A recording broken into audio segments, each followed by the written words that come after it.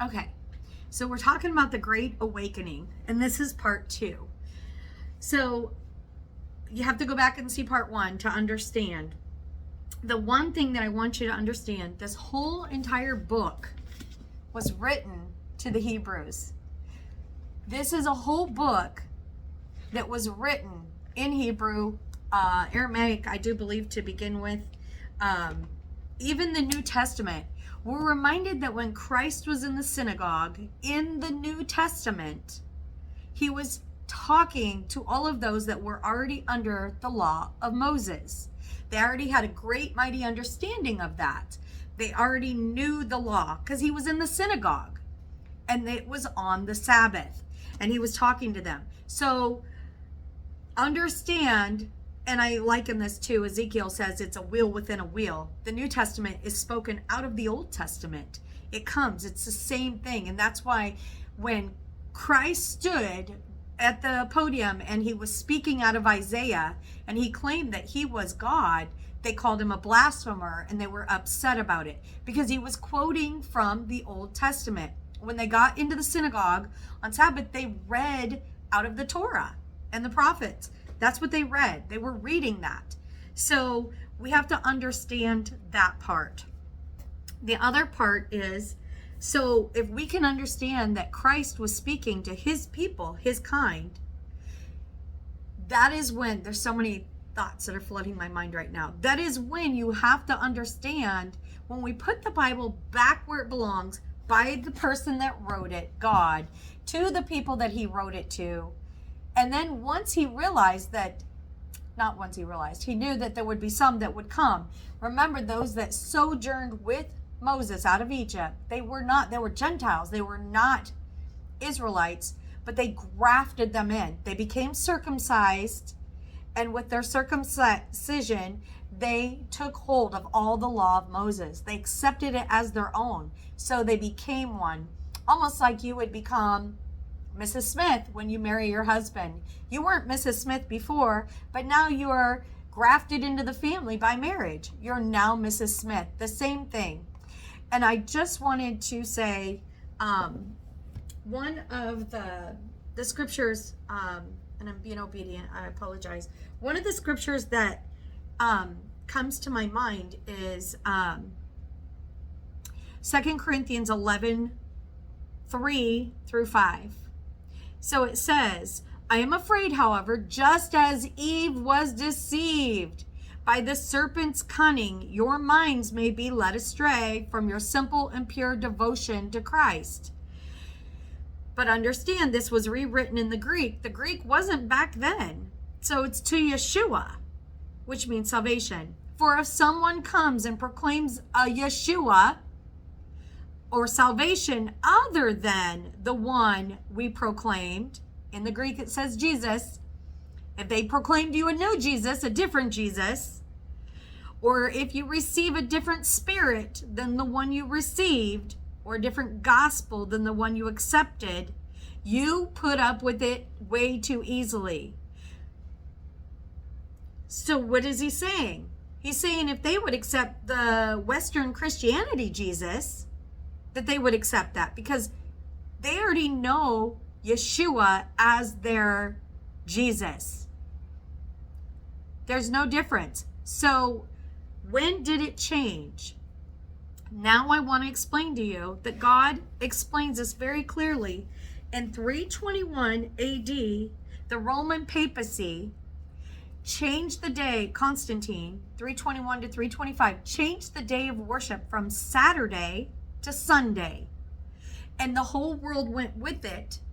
And they even bragged about they had more power than God because the whole world followed. You can do a deep dive study to show yourself approved. Look into it. So all of these Protestant churches, Lutheran, Baptist, all of these churches that worship on Sunday, they followed suit with the Roman papacy. So what is the great falling away? The great falling away has already took place in 321 and 325 AD. What happened? Well, they fell away from the true living document, the true living truth of God, and they changed it and they fell into their own way. They twisted and changed the scripture to make it make sense to them. And they now take scripture out of context and they change it. And that's why it's so confusing. The minds become confounded because they could not understand the Bible. But when you put it back where it goes, with the Hebrew God, with Yeshua as a Jewish man, you will understand the scripture because history will explain itself and it will be easy. It will be simple like a child.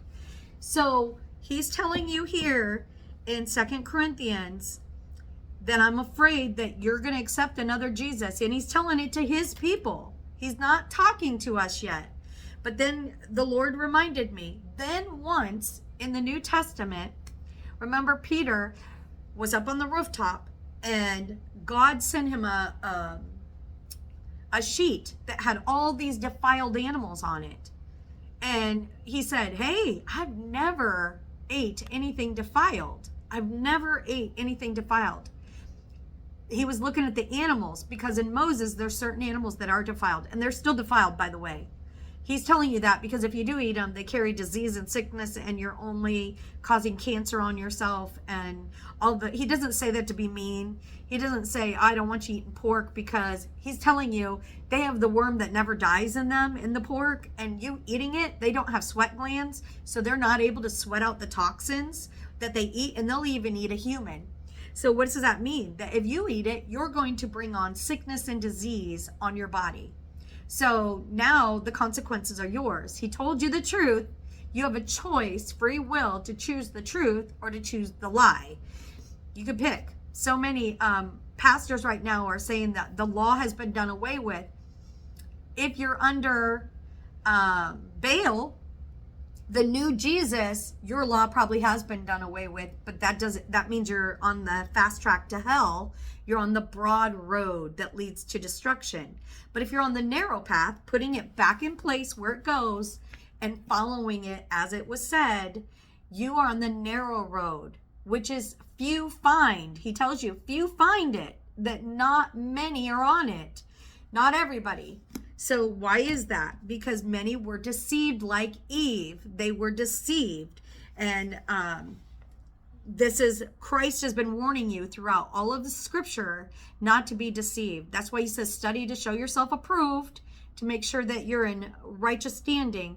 And this is in Deuteronomy. He tells you, I set before you a blessing and a curse.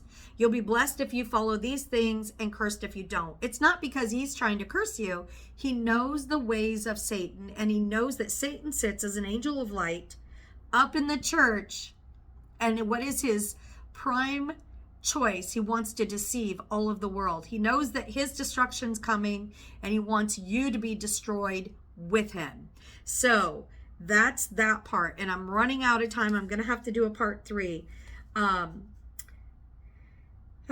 He's trying to fool the whole world, but we're reminded, and I want to tell you, I want to talk to you and kind of show you who the beast system is.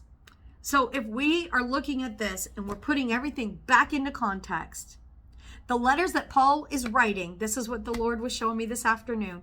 The letters that Paul is writing to all of the 7 churches are 7 Israelite churches. They're not world churches. They're not all these worlds. They're his churches.